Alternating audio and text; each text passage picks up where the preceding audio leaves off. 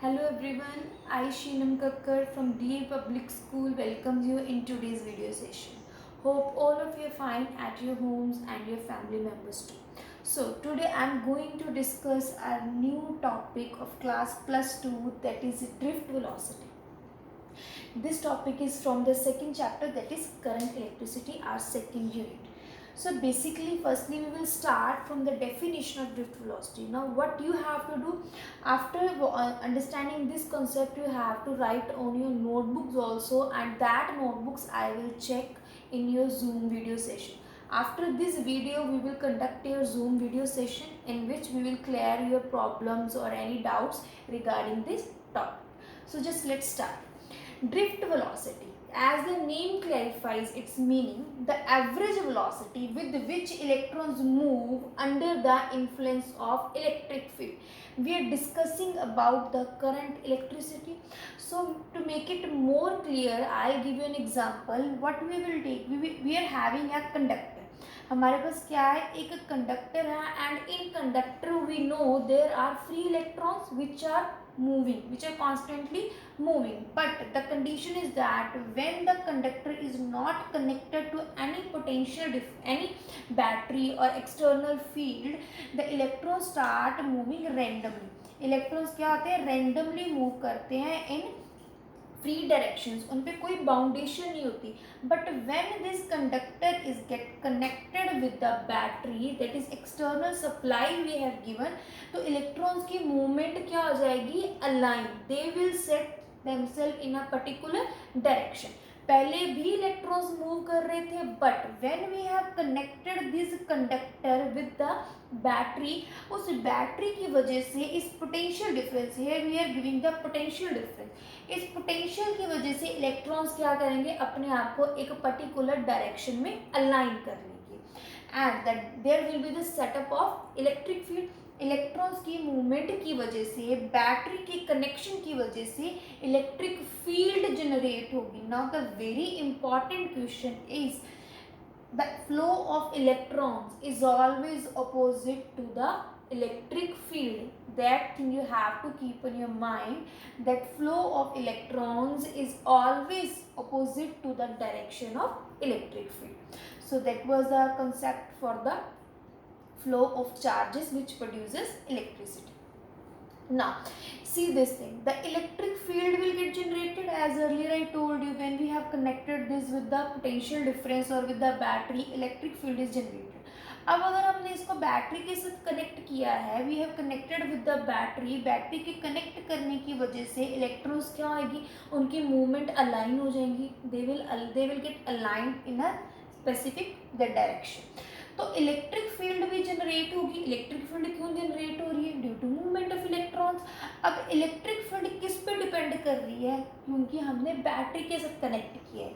So electric field will be equal to potential difference per unit length of the conductor. Conductor की कितनी length ली है और कितनी electric field generate हुई है, that will be equal to how much potential we are giving to the conductor. So electric field is equal to V upon L, where V is the potential difference, L is the length of the conductor. अब अगर हमने ये कहा है कि battery के साथ connect किया है, बैटरी क्या प्रोवाइड करेगी, इलेक्ट्रॉन्स को एनर्जी प्रोवाइड करेगी, और उस एनर्जी के साथ इलेक्ट्रॉन्स क्या करेंगे, मूव होना शुरू करेंगे. Already electrons were moving when they were not connected with the battery, तभी भी इलेक्ट्रॉन्स का रैंडम मोशन हो रहा था. बट उस रैंडम मोशन में जो उसकी एवरेज वेलोसिटी थी वो क्या थी, जीरो, क्योंकि वो एक दूसरे के साथ क्या कर रहे थे, कोलाइड कर रहे थे. बट यहाँ पे हमने बैटरी के साथ कनेक्ट किया, उनकी डायरेक्शन क्या होगी, अलाइन होगी, और अलाइनमेंट के साथ वो क्या करने लगे, मूव करने लगे.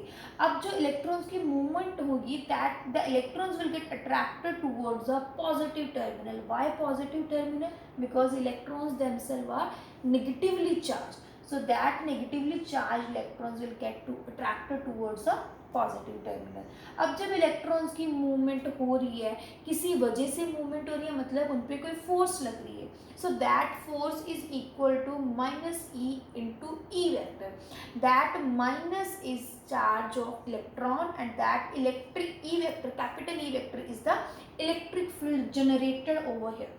Minus E into E vector. Force किस पे लगी, इलेक्ट्रॉन्स पे लगी, किसकी वजह से लगी, due to electric field. Electric field generate होगी और क्या चार्जेस हमारे क्या करने लगे, मूव करने लगे। Now if the electrons are moving, already electrons are moving when they were not connected with the battery, they were free electrons which were already moving। Battery के साथ कनेक्ट करने के बाद उनकी क्या आ जाएगी, एक पर्टिकुलर डायरेक्शन आ जाएगी और उनकी वेलोसिटी भी क्या आएगी, चेंज होगी। जैसे मैंने पहले कहा है कि इलेक्ट्रॉन्स फर्स्टली क्या है, रैंडम डायरेक्शन में मूव कर रहे थे, किसी भी डायरेक्शन में डिफरेंट डिफरेंट वेलोसिटी के साथ, बट जब बैटरी के साथ कनेक्ट किया तो वेलोसिटी क्या हो जाएगी, obviously there velocity will get change. अब उसकी वेलोसिटी चेंज हो रही है तो चेंज इन वेलोसिटी को हम क्या बोलते हैं, एक्सेलरेशन। सो एक्सीलरेशन न्यूटन के सेकंड लॉ के अकॉर्डिंग हमें पता है F is equal to M A. अब एक्सीलरेशन फाइंड करनी है, we have to find the acceleration. So acceleration will be equal to F vector upon m। F की value already we found, we will put over here F vector is equal to minus E into E vector divided by m, where E is the electron, that capital E vector is the electric field, m is the mass. Now our main purpose is to find the expression for the drift velocity. Now the electrons are moving, but earlier they were moving in the random direction, so their initial velocity was 0, क्योंकि initially वो कहाँ कैसे move कर रहे थे, randomly move कर रहे थे, उनकी नेट मूवमेंट क्या होगी, 0। क्यों 0 होगी, ये सारे एक दूसरे में क्या कर रहे हैं, कोलाइड कर रहे हैं, कोई किधर जा रहा है कोई किधर जा रहा है, they are not having particular arrangement for their movement. So to find the velocity की एक्चुअली इलेक्ट्रॉन्स की वेलोसिटी क्या है, that equation also we have done in the standard 9th for the velocity time relation, according to which we are having V vector, that is final velocity की electrons की final velocity कितनी है जब हमने उसको battery के साथ connect किया। So V vector will be equal to U vector. U is the initial, A vector acceleration, T is the time for which electrons are actually moving through the conductor. अब U हमारी क्या आ गई, 0, initial velocity क्या थी हमारी, 0 थी, and we will put 0 here, we will be left with V vector is equal to A vector into T vector. That velocity is known as the drift velocity, final velocity with which electrons are moving after being connected with the potential difference or with the battery, उस velocity को हम क्या कहेंगे, drift velocity. So Vd vector is equal to A vector into T vector. A vector की value भी हमने find की हुई है, minus E into E vector divided by m multiplied by tau.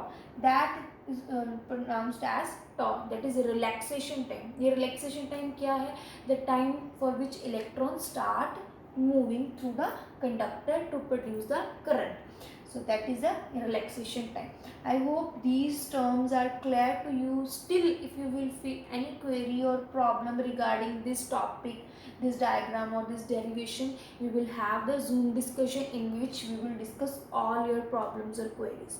But it's your duty to write this thing on your notebook. Personally I will check each and every student's notebook, so you have to do it very efficiently and clearly. Thank you. Have a nice day.